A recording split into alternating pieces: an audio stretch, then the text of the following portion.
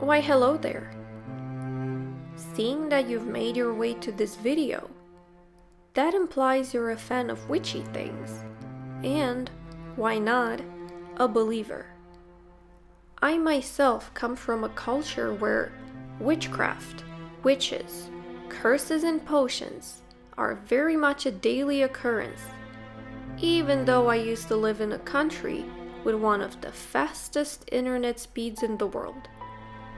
The country in question is Romania, and I have lived there for the first 26 years of my life. Superstitions, healing herbs and concoctions, certain prayers and beliefs, you name it. I experienced it in one form or another.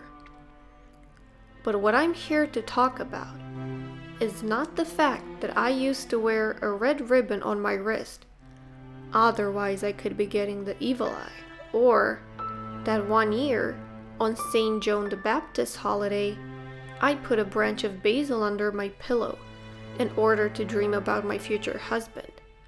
Oh no. I'm here to tell you my view on witchcraft and how it came to be such an important pillar in our past, but also modern cultures.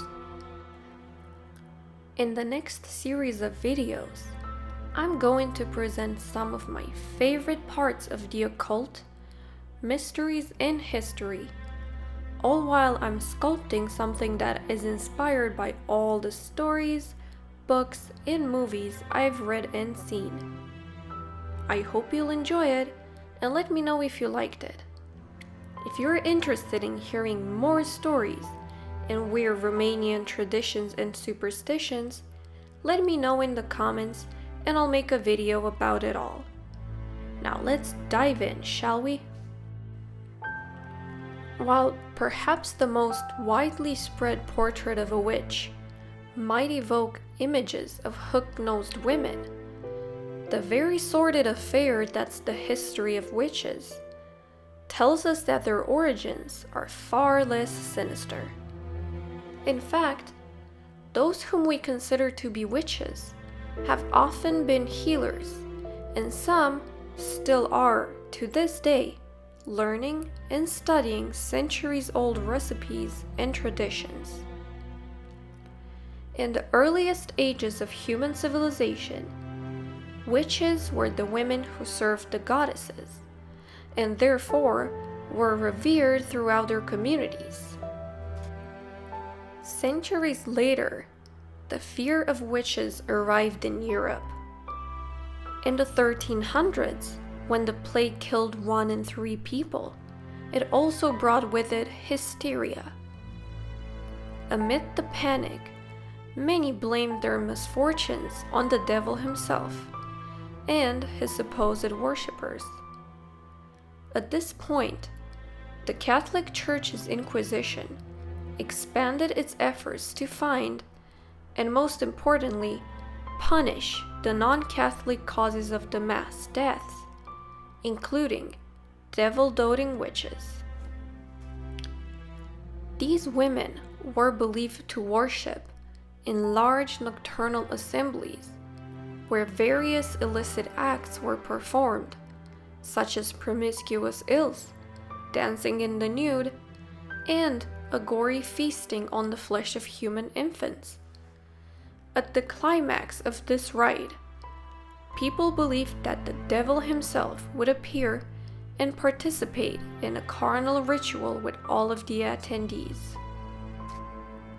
As a means to an end, the ending being the eradication of such witchy foulness, the Catholic Church inquisitors Jacob Springer and Henry Kramer wrote the Malleus Maleficarum, a book which assisted witch hunters in the task of seeking out and punishing so-called witches, who as women were vulnerable and therefore easy prey for the devil. What else is a woman but a foe to friendship, wrote the monks. They are evil, lecherous, vain, and lustful. All witchcraft comes from carnal lust, which is, in women, insatiable. As a little side note, it is worth mentioning that at the time, Malleus Maleficarum was second to the Bible in terms of popularity. By the end of the 1600s, the witch hunting hysteria in Europe reached its peak. Witch hunts spread like wildfire across Europe, the worst of which occurred in France and Germany. Religion professor Barbara McGraw notes that there were some towns in Germany where there were virtually no women left. Thousands were arrested and brought to inquisitors for examination. Under an inquisitor's brutal scrutiny, the accused were stripped and searched. Any suspicious wart, mole, or birthmark could be enough to receive a death sentence. Torture seemed to be the best way of inciting confession, because, after all, they needed a confession in order to execute the person in question. And the church would use instruments such as thumb and leg screws, head clamps, and the evil Iron Maiden to generate the false truth required for the death that followed.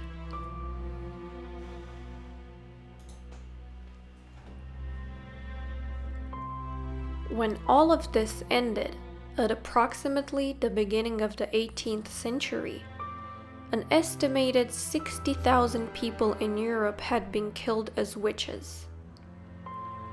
Overseas, the most well-known witch hunt took place in Salem, Massachusetts. The 1692 Salem witch trials spread witch hunting hysteria to other 24 villages. That year, jails were crowded with more than 200 accused witches, 27 of whom were found guilty. 19 were killed. In January of 1692, 9-year-old Elizabeth Parris and 11-year-old Abigail Williams, the daughter and niece of Samuel Parris, minister of Salem Village, began having fits, including violent contortions and uncontrollable outbursts of screaming. After a local doctor, William Griggs, diagnosed bewitchment, other young girls in the community began to exhibit similar symptoms, including Ann Putnam Jr., Mercy Lewis, Elizabeth Hubbard, Mary Walcott, and Mary Warren. In late February, arrest warrants were issued for the Parris' Caribbean slave, Tituba, along with 2 other women, the homeless beggar Sarah Good and the poor, elderly Sarah Osborne, whom the girls accused of bewitching them. The 3 accused witches were brought before the magistrates Jonathan Corwin and John Hathorne and questioned, even as their accusers appeared in the courtroom in a grand display of spasms, contortions, screaming, and writhing.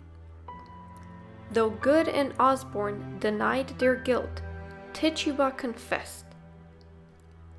Likely seeking to save herself from certain conviction by acting as an informer, she claimed there were other witches acting alongside her in service of the devil against the Puritans. As hysteria spread through the community and beyond into the rest of Massachusetts, a number of others were accused, including Martha Corey and Rebecca Nurse, both regarded as upstanding members of church and community, and the 4-year-old daughter of Sarah Good. Like Tituba, several accused witches confessed and named still others, and the trials soon began to overwhelm the local justice system. In May 1692, the newly appointed governor of Massachusetts, William Phips, ordered the establishment of a special court of oyer to hear and terminer to decide on witchcraft cases for Suffolk, Essex, and Middlesex counties. Presided over by judges including Hawthorne, Samuel Sewall, and William Stoughton, the court handed down its first conviction against Bridget Bishop on June the 2nd. She was hanged 8 days later on what would become known as Gallows Hill in Salem town. 5 more people were hanged that July, 5 in August and 8 more in September. In addition, 7 other accused witches died in jail, while the elderly Giles Corey, Martha's husband, was pressed to death by stones after he refused to enter a plea at his arraignment. Though the respected minister, Cotton Mather, had warned of the dubious value of spectral evidence, or testimony about dreams and visions, his concern went largely unheeded during the Salem witch trials.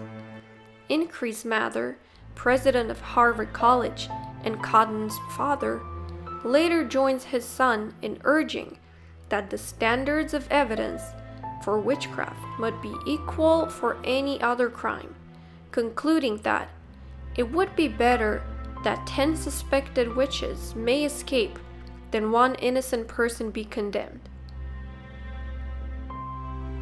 In January of 1697, the Massachusetts General Court declared a day of fasting for the tragedy of the Salem witch trials. The court later deemed the trials unlawful, and the leading justice, Samuel Sewall, publicly apologized for his role in the process.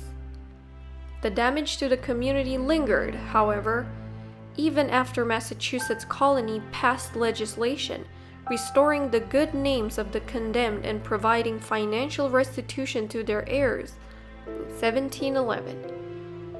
Indeed, the vivid and painful legacy of Salem witch trials endured well into the 20th century, when Arthur Miller dramatized the events of 1692 in his play The Crucible, using them as an allegory for the anti-communist witch hunts led by Senator Joseph McCarthy in the 50s. Hundreds of years later, the fearsome image of the witch faded and was absorbed by a popular culture who used the witch's violent history as costume inspiration. Witches are one of the most traditional as well as mysterious entities we associate with Halloween. When you think of a witch, it's easy to conjure up an image of an old, ugly, hook-nosed woman stirring up a steaming potion that is brewing away inside a cauldron. There are many superstitions and myths regarding the black cats that are often associated with witches as well.